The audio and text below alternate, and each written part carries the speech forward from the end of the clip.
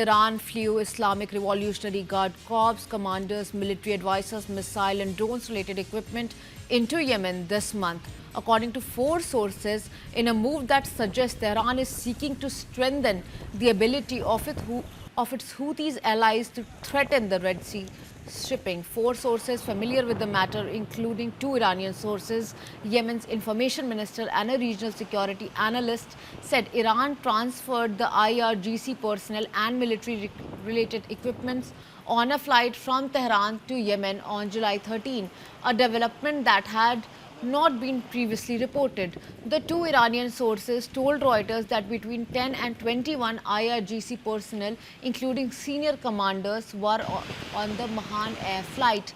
The plane was originally bound for the Houthi-controlled capital Sana'a, but diverted to the Red Sea port after the airport came under attack by the Saudi-backed Yemeni government.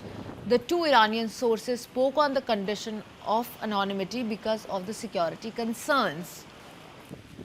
Iran flew Islamic Revolutionary Guard Corps commanders, military advisors, missile and drones-related equipment into Yemen this month, according to 4 sources, in a move that suggests Tehran is seeking to strengthen the ability of its Houthis allies to threaten the Red Sea shipping. 4 sources familiar with the matter, including 2 Iranian sources, Yemen's information minister and a regional security analyst, said Iran transferred the IRGC personnel and military related equipments on a flight from Tehran to Yemen on July 13, a development that had not been previously reported. The 2 Iranian sources told Reuters that between 10 and 21 IRGC personnel, including senior commanders, were on the Mahan Air flight.